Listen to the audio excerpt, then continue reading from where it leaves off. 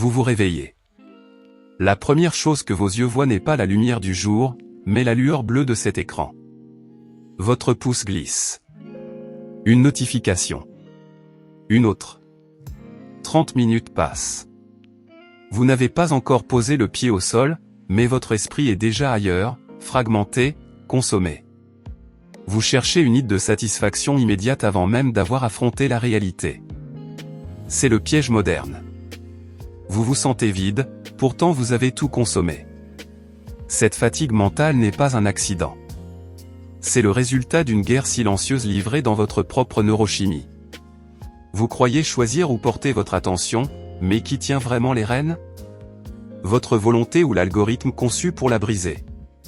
Aujourd'hui, nous n'allons pas parler de gestion du temps. Nous allons parler de survie mentale. Nous vivons dans une économie de l'attention où votre concentration est la monnaie la plus valuable. Chaque application, chaque jeu, chaque flux d'actualité est ingénié par des équipes de psychologues pour exploiter vos faiblesses biologiques. Ils ne vendent pas un produit, ils vendent votre temps de vie. Pour un homme ambitieux, cette distraction n'est pas juste une perte de temps, c'est une castration de votre potentiel.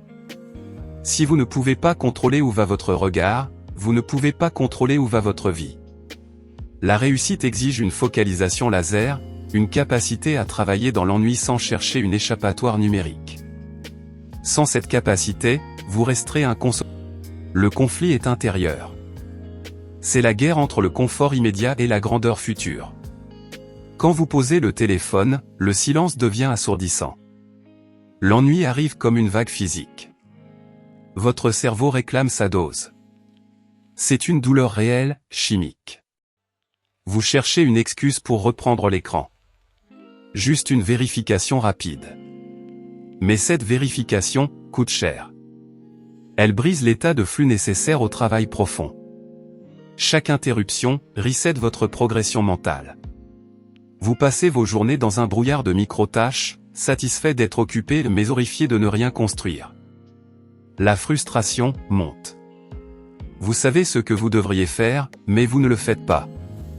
Cette dissonance cognitive ronge votre confiance en vous. Vous vous promettez de commencer demain, mais demain ressemble exactement à aujourd'hui. La distraction est une drogue douce, qui vous empêche de ressentir la faim nécessaire pour chasser. Vous êtes rassasié de junk food mental, pendant que votre véritable ambition meurt de faim. La solution ne réside pas dans la volonté brute, mais dans la régulation biologique. Dr. Anna Lank, psychiatre à Stanford, explique dans son livre Dopamine Nation que le plaisir et la douleur partagent les mêmes voies neurales. Quand vous inondez votre cerveau de stimuli faciles, il compense en réduisant sa sensibilité naturelle. C'est le processus d'homéostasie. Pour retrouver votre faim, vous devez accepter la douleur du manque temporairement. Le reset n'est pas une punition, c'est une recalibration. Vous devez descendre votre seuil de stimulation pour que les tâches difficiles redeviennent gratifiantes. Ce n'est pas magique, c'est physiologique.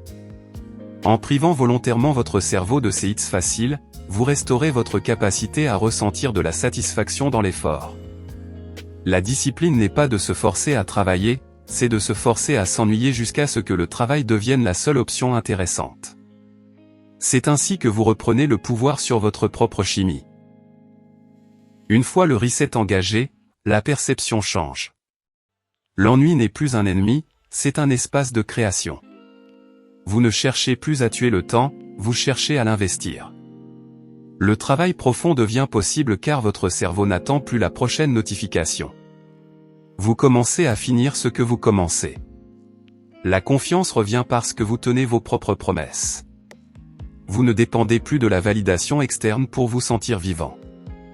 Votre énergie mentale est conservée pour les batailles qui comptent vraiment, construire votre entreprise, renforcer votre corps, protéger votre famille. La distraction perd son emprise parce que vous avez changé votre relation avec le vide.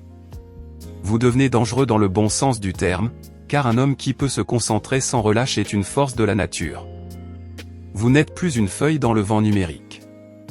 Vous êtes l'encre. Le succès n'est plus une course après la dopamine, c'est une marche calme vers un objectif clair. Votre esprit est le seul territoire que vous possédez vraiment. Si vous ne le défendez pas, quelqu'un d'autre le colonisera. Ce reset de dopamine est le premier pas pour récupérer votre souveraineté intérieure. Ne le faites pas pour les autres, faites-le pour l'homme que vous voyez dans le miroir. La route sera difficile au début, le silence sera lourd.